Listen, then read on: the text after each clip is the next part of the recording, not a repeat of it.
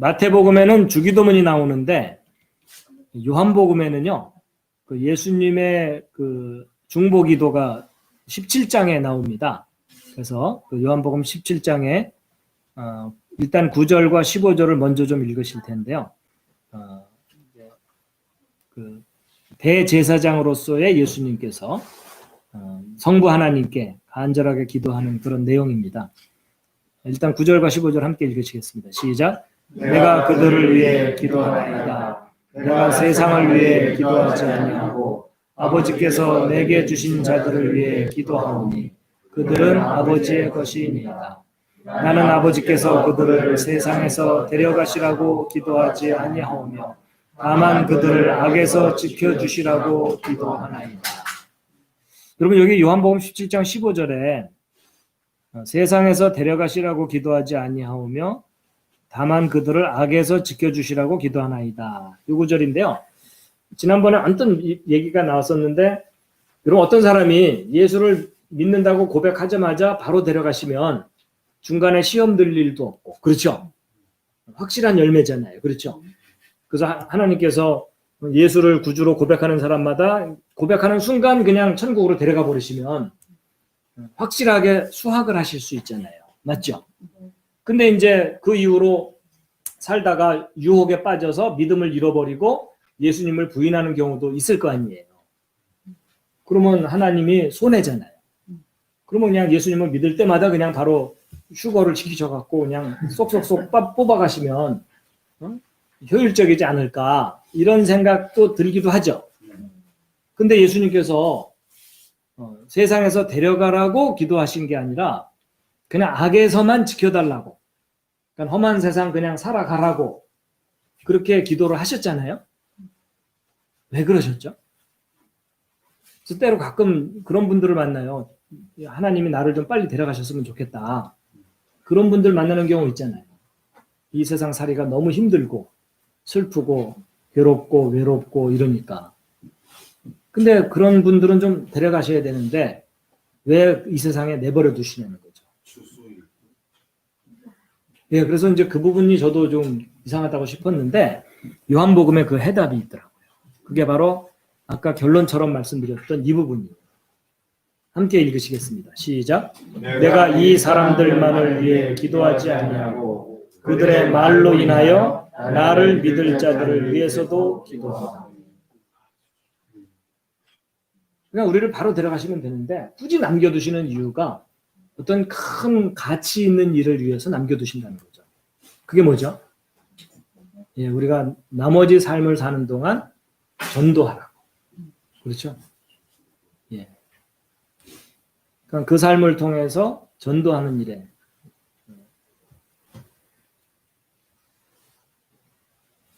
예. 이건 그냥 제 개인적인 뭐 간증이라 그래야 되나? 그냥 제 개인의 스토리인데요.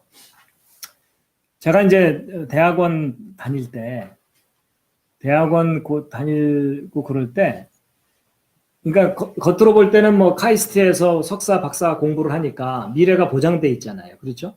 겉으로 볼 때는 아무 부러울 게 없는 그런 처지였어요. 근데 제 마음 속에서는요, 허무가 너무 컸어요. 인생에 대한 허무가. 근데 그게 잠깐 슬럼프처럼 온 게 아니라 그 이전부터, 대학 시절부터 대학원 시절까지 거의 한 10년 동안, 그러니까 제가 이렇게 아예 그냥 가라앉아갖고 더 이상 살고 싶지 않다, 이런 생각이 들었던 거예요. 그래서 이 세상 사는 게 의미가 없고 가치가 없는 일처럼 느껴지는, 물론 신앙은 어느 정도 있었지만 그런 슬럼프가 길게 왔어요. 1년도 아니고 2년도 아니고 10년 동안. 그러다가 제가 어느 날 더 이상 살 의미가 없으니까 내 삶을 마감해야 되겠다, 이런 생각이 들었어요. 그러다가 가만 생각해 봤더니요, 내가 이 순간에 죽었다고 치자. 근데 내가 자살을 하고 죽을 수도 있지만 그냥 목숨을 부지하고 살면 그 순간부터 죽을 때까지는 잉여의 삶이잖아요. 그렇죠? 그래서 제가 그때 무슨 생각을 했냐면요, 그럼 내가 지금 당장 죽었다고 치고, 그럼 지금 이 순간부터 어느 교회에 가서 교회 관리인으로, 옛날에는 그 사찰 집사님이라고 많이 표현했죠. 관리인으로 살면서 평생 동안 교회 마당만 열심히 쓸어도 그거는 주님께 플러스가 아니겠느냐, 이런 기특한 생각을 한 거예요. 그러고 났더니요, 그런 마음가짐을 딱 갖고 났더니 그 다음부터는 모든 결정이 쉬워졌어요. 그래서 제가 이제 전공 공부 마치고 나서 제 전공을 포기하고 창조과학회 간사처럼 들어갔거든요. 그때도 제가 전공했던 부분에 대한 미련이 없었어요. 왜냐면 제가 죽으면 이거 다 없는 거나 마찬가지잖아요. 그렇죠? 그러니까 기왕 나머지 삶을 살 바에야 뭐라도 의미 있는 일을 하면서 살자, 이런 마음을 딱 먹었더니 그 다음엔 모든 결정이 쉬워진 거예요. 그래서 이제 제가 전공 포기하고 그 소위 선교단체의 간사로 갔죠. 그래서 또 몇 년 지나다 보니까 전공 포기했으면 사실 저는 경력 단절자가 되거든요. 그럼 대학 교수가 된다는 건 불가능한 일입니다. 이렇게 빠르게 변하는 시대에. 그래서 그러고 나서 한 3년을 지냈는데 갑자기 한동대학교가 개교하면서 창조과학 가르칠 교수 필요하다 이러는 바람에 저는 전공과 전혀 엉뚱한 길을 갔는데 갑자기 교수가 돼버린 거예요. 교수면 철밥통이잖아요. 그렇죠? 근데 이제 저는 가서 교수 생활을 한 5년 했거든요.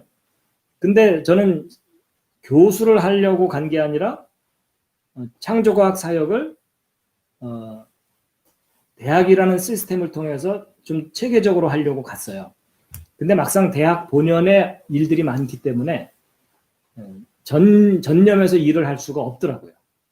그래고 제가 이제 5년 교수 생활 마치고 그냥 교수직을 버리고, 왜냐면 교수는 저 말고도 할 사람 많은데 소위 성경을 과학적으로 변증하는 이런 사역은 뛰어들어서 하는 사람들이 없거든요. 그러니까 교수는 나 말고도 할 사람 많으니까 그냥 내가 이 길을 가야 되겠다 하고 이제 교수직을 그냥 버리고 그냥 또 오프로드로 나와버린 거죠. 그러면 이제 제가 창조과학 사역을 열심히 하려면 창조과학회에 들어가서 일을 하는 게 가장 효율적이잖아요. 그래서 대학 교수 마치고 이제 창조과학회에 들어갔는데 뭐 여러 가지 뭐 자세한 얘기는 그냥 생략하고, 거기서도 제가 제 달란트에 맞는 일을 전념하기가 힘들더라고요. 그래서 창조과학회하고도 나와서 거기서도 나온 거예요. 그리고 이제 지금까지 살아온 겁니다. 그러니까 어찌 보면은 그냥 잉여의 삶이라고 생각하고 결심을 하고 났더니 뭐 전공 버리는 일이나 교수직을 버리는 일이나 창조과학회를 나오는 일이 저한테는 아무 거리낌이 없는 일이 돼버린 거예요. 그러니까 제가 이제 교수직 나올 때도 주변 분들이 저 나가서 굶지는 않을까, 이게 걱정을 많이 하셨어요. 현재까지 안 굶고 있습니다.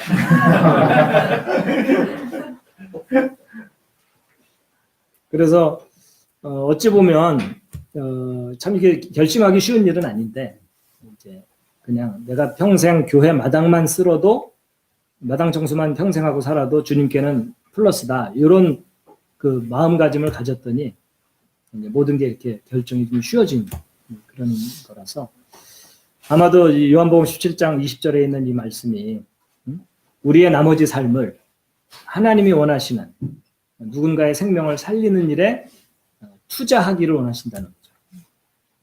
참고가 될까 해서 말씀을 드렸습니다. 자, 그래서 이제 요한복음 17장에 그 1절부터 한번 쭉 예수님의 기도거든요. 성부 하나님께 간절한 기도를 하시는 내용인데 뭐 특별한 해설 없이 읽기만 해도 우리가 그 예수님의 마음을 알 수가 있을 것 같습니다. 그래서 1절부터 5절까지 읽고 잠깐 쉬고 또 읽고 이렇게 하도록 하겠습니다. 그 뜻을 생각하시면서 함께 한번 읽으시겠습니다. 시작.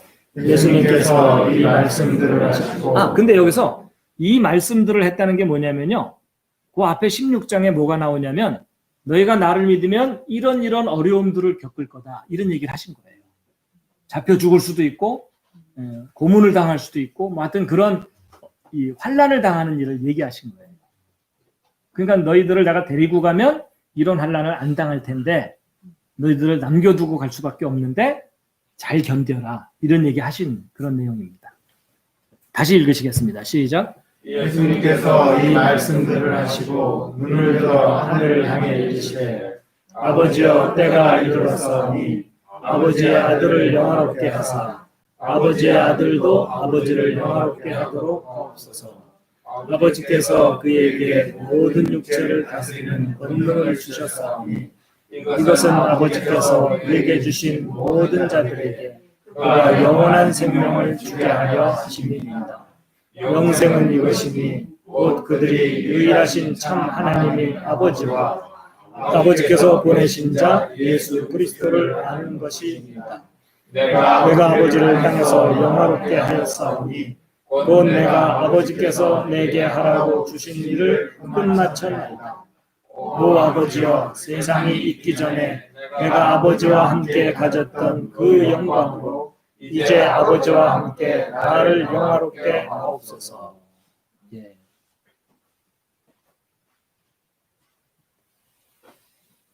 여기 보면은 1절에 아버지의 아들을 영화롭게 하사 아버지의 아들도 아버지를 영화롭게 하옵소서 이렇게 돼 있는데 뭘 말하는 걸까요? 네, 십자가입니다. 그렇죠? 예. 그러니까 예수님이 영화롭게 되는 중요한 사건이 뭐라고요? 십자가 사건입니다. 예.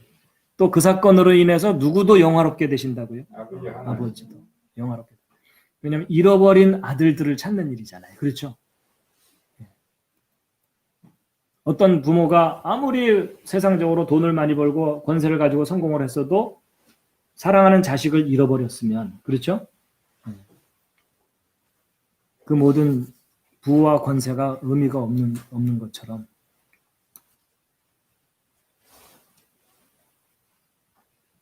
자, 6절부터 또 읽겠습니다. 시작. 아버지께서 세상에서 내게 주신 사람들에게 내가 아버지의 이름을 나타내었나이다. 그들은 본래 아버지의 것이었는데 아버지께서 그들을 내게 주셨으며 그들은 아버지의 말씀을 지켰나이다. 이제 그들은 무엇이든지 아버지께서 내게 주신 모든 것이 아버지에게서 나온 줄 알았나이다. 나는 아버지께서 내게 주신 말씀들을 그들에게 주었사오며 그들은 그것들을 받고 내가 아버지로부터 나온 줄을 확실히 아오며 또 아버지께서 나를 보내신 줄도 믿어나이다. 내가 그들을 위해 기도하나이다. 내가 세상을 위해 기도하지 아니하고 아버지께서 내게 주신 자들을 위해 기도하오니 그들은 아버지의 것이니이다. 내 것은 다 아버지의 것이요 아버지의 것은 내 것이온데 내가 그들 가운데서 영화롭게 되었나이다. 여기 6절에 내가 아버지의 이름을 나타내었다라는 말이 무슨 말인지 구체적으로 이해가 되시죠? 이해가 안 되는 표정들이시네요. 저게 뭘까요? 아버지의 이름을 나타냈다고 되어 있는데 아버지의 이름이 뭐죠? 야훼. 근데 그 야훼라는 이름 속에 담긴 뜻이 뭐라 그랬죠? 손을 보라, 못을 보라. 결국 십자가 사건이잖아요. 그렇죠? 근데 그것을 예수님이 나타내었다고 돼 있잖아요. 그럼 그 이름에 담긴 그 내용을 실천하셨다는 뜻이죠? 그래서 사람들이 그걸 보게 하신 거잖아요. 모세가 광야에서 뱀을 든 것처럼 인자도 들려야 하리니 십자가에 못 박혀야 하리니 그 말씀을 하셨죠? 결국 아버지의 이름을 드러내신 거예요. 나타내신 거예요. 십자가 사건이죠. 예.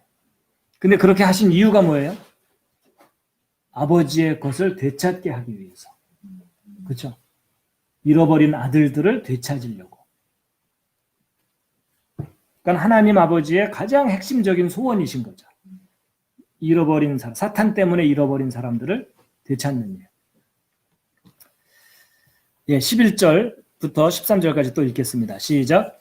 이제 나는 세상에 더 있지 아니하오나 이들은 세상에 있사옵고 나는 아버지께로 가옵나니 거룩하신 아버지여 아버지께서 내게 주신 자들을 아버지의 이름으로 지키사 우리와 같이 그들도 하나가 되게 하옵소서. 내가 그들과 함께 세상에 있을 때에 아버지의 이름으로 그들을 지켰나이다. 아버지께서 내게 주신 자들을 내가 지켰고 멸망의 아들 외에는 그들 중에 하나도 잃어버리지 아니하였으니 이것은 성경 기록을 성취하려 함이니이다.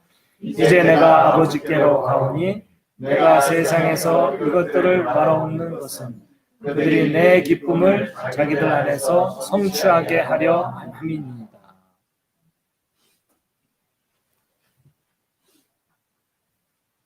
여기 내 기쁨, 예수님의 기쁨을 예수님을 믿는 사람들 안에서 똑같은 기쁨을 누리게 하려고 하신다는 거거든요. 근데 예수님은 뭐가 기쁘시죠?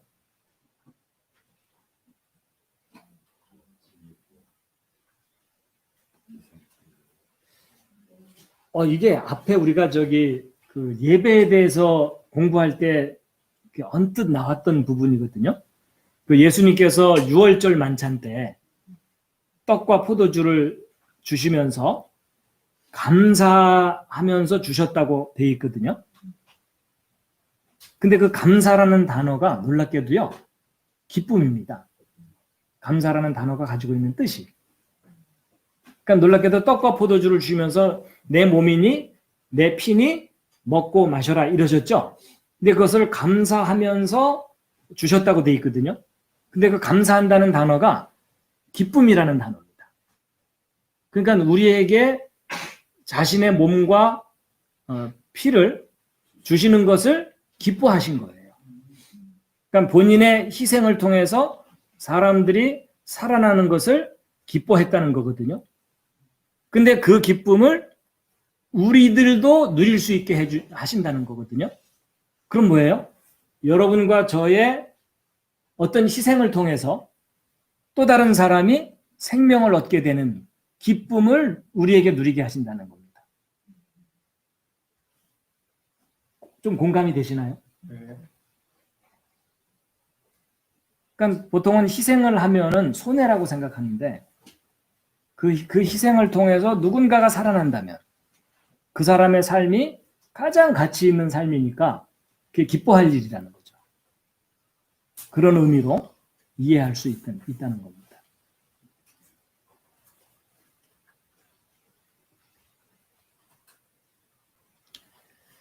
그래서 바로 그런 기쁨이 전도의 기쁨인 거죠. 전도의 기쁨. 그래서 14절부터 18절까지 또 읽겠습니다. 시작.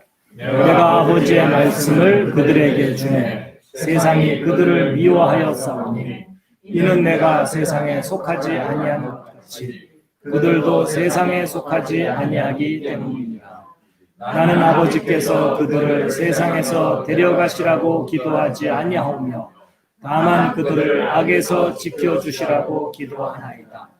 내가 세상에 속하지 아니한 것 같이 그들도 세상에 속하지 아니하나이다.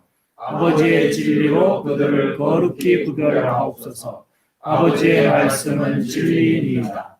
아버지께서 나를 세상에 보내신 것 같이 나도 그들을 세상에 보내었고 또 내가 그들을 위하여 내 자신을 거룩히 구별하오니 이것은 그들도 진리를 통해 거룩히 구별되게 하려 함이니이다.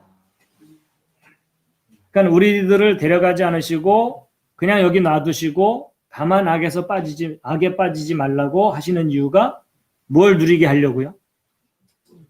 예수님의 그 기쁨, 참된 기쁨을 우리로 하여금 맛보게 하려고. 아마도 이런 관점으로 이해하면 이해가 잘 될 것 같아요. 제가 다른 때에도 뭐 비유로 얘기했는데 천국에 가면 우리가 이 땅에서 누리는 것 플러스 더 엄청난 게 있어갖고 이제 누릴 거다라는 기대를 하잖아요. 근데 제가 어느 날 가만 생각해 봤더니 천국에는요 좀 없는 것들이 많더라고요.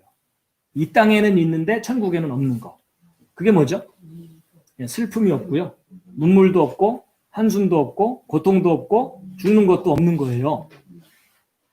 가난한 것도 없어요. 그렇죠? 그럼 천국에 가면 뭐든지 다 누릴 것 같지만 천국에서 누릴 수 없는 것들이 꽤 있는 거예요. 그래서 가난은 이 땅에서만 있잖아요. 그렇죠? 그럼 가난을 누릴 수 있는 기회는 언제밖에 없어요? 이 땅에서밖에 없어요. 그렇죠? 많이 누리시기 바랍니다. 근데 가난은 저도 싫어요. 불편하거든요. 남한테 아쉬운 소리 해야 되고 자기가 하고 싶은 일을 마음껏 못하고 그런 점이 있는데, 근데 이제 그런 건 작은 거고, 천국에 가면 절대로 할 수 없는 것 중에 하나가 순교하는 일이더라.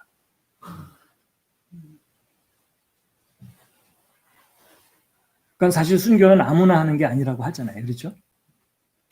그러니까 진리를 위해 목숨을 버리는 일은 이 땅에서만 할 수 있는 일이지 천국에 가면은 그럴 필요가 없는 곳이잖아요. 그렇죠? 그러니까 어찌 보면은 이 땅에서 누릴 수 있는 가장 참된 기쁨 중에 하나가 뭐냐? 하나님을 위해서 내가 내 목숨을 버리는 일인 거죠. 그렇죠? 그러니까 좀 역설적인 이야기예요. 그러니까 자신의 삶을 가장 가치 있게 하나님께 드릴 수 있는 것이 순교하는 삶, 순교자적인 삶이라고 우리가 깨달을 수 있다는 거죠. 물론 어떤 사람들은 뭐 아무리 순교하려고 애를 써도 안 되는 경우도 있고, 또 얼떨결에 순교하는 경우도 있다는 거 아세요? 밀지 마 이러다가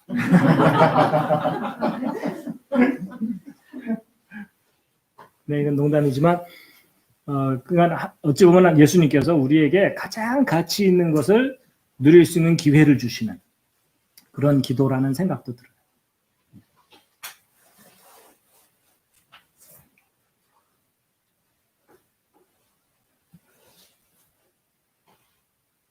예.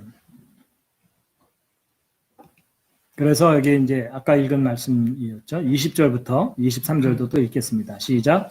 내가 이 사람들만을 위해 기도하지 아니하고 그들의 말로 인하여 나를 믿을 자들을 위해서도 기도하니 이것은 그들이 다 하나가 되게 하려 함이니라. 아버지여, 아버지께서 내 안에 내가 아버지 안에 있는 것 같이 그들도 우리 안에서 하나가 되게 하사 아버지께서 나를 보내신 것을 세상이 믿게 하옵소서.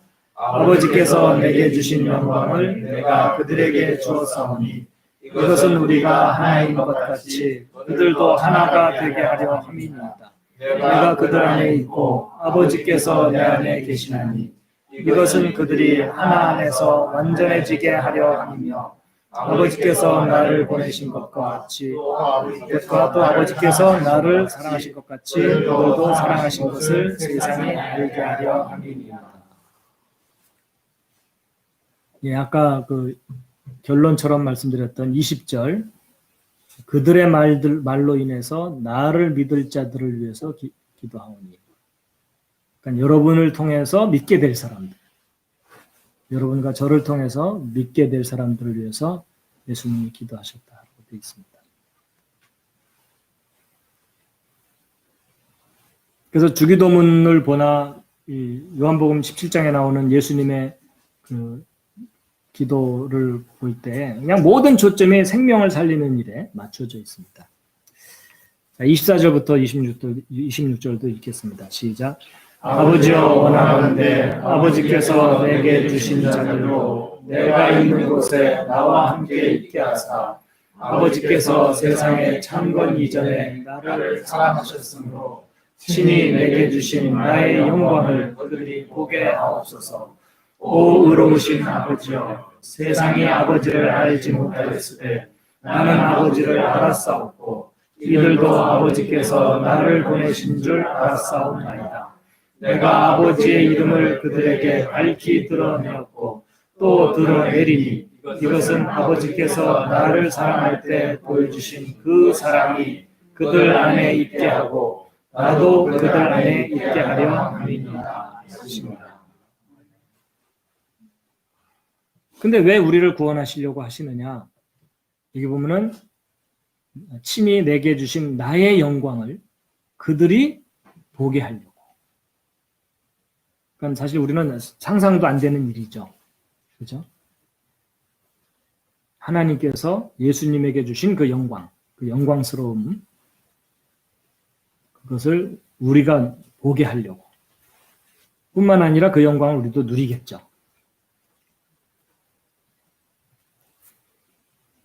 예, 이게 예수님이 십자가 사건이 있기 전에 성부 하나님께 기도하셨던 기도 내용입니다. 그래서 우리가 도대체 무엇을 가치 있게 생각하고 기도해야 되는지를 알게 해주시는 그런 기도라고 생각이 됩니다.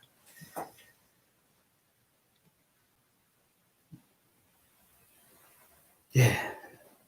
그런 관점을 가지고 이제 복음서에 나와 있는 다른 기도들을 보게 되면 그냥 같은 맥락으로 다 통해져 있습니다. 자, 우리 끝없는 반복만이 살 길이기 때문에 이제는 막 자동으로 맞히셔야 됩니다. 네. 자, 1번부터 맞춰주시기 바랍니다. 너희의 오늘 위해 자동으로 3번. 시험에 빠지지 않게 기도하라. 너와 기도하여 너희가 쫓겨나. 너희는 지혜하라. 깨어 기도하라. 그때가 언제인지 너희가 알지 못하느니라. 하나님 앞에 자기에 합당한 자로 이루어지도록 항상 기도하며 깨어 있으라. 내가 내 믿음이 쇠하지 않도록 기도한다. 너희를 핍박하는 자들을 위하여 기도하라. 수학과 때 일꾼들을 보내실 것을 청하라. 하나님으로부터만 나오는 종기를 구하라. 기도하시는데 하늘이 열리며 자기에게 구하는 자들에게 성령을 얼마나 더 많이 주시겠느냐. 구하는 자마다 받고 찾는 자마다 찾으며 그에게 열릴 것이니라. 은밀한 가운데 계시는 내 아버지께 기도하라. 거칠은 우리에게 기도하지 않으나 헛된 반복의 말을 사용하지 말라. 스스로 믿고 다른 사람을 멸시하지 말라. 기도할 때에 대적하는 것이 있거든 용서하라. 내 뜻대로 넣으시고 아버지 뜻대로 넣으소서. 아버지의 뜻이 이루어지기를 원하노라. 너희가 내 안에 내 말들이 너희 안에 거하면 너희가 원하는 말을 이루어지리라. 내 이름으로 무엇이든지 구하면 행하리라. 믿고 기도할 때에 모든 것을 받으리라. 사람들이 항상 기도하고 낙심하지 말라. 안수하고 기대해 주실 것을 바라며 어린아이들을 주님께 데려오니 내 집을 기도하는 자가 되리라. 새벽에 예수님의 홀로 산에 기도하시라. 오직 너희는 첫째로 하나님의 왕국과 그의 의를 구하라. 그리하면 이 모든 것을 너희에게 더하시리라. 내가 사람을 말을 위해 기도하지 않고 그들의 말로 인하여 믿게 된 자들, 나를 믿을 자들을 위해서 기도하라. 예, 나를 믿게 될 뭐 이래도 되죠. 믿게 될 믿을 자들. 요한복음 15장 16절 읽겠습니다. 시작. 이것은 너희가 가서 열매를 맺게 하고 또 너희 열매가 남아있게 하려 하며. 예, 그래서 오늘 참석하신 모든 분들 또 유튜브를 통해 함께 하시는 모든 분들이 열매 맺는, 그러니까 하나님이 원하시는 열매를 맺는 삶을 누리시기를 바랍니다.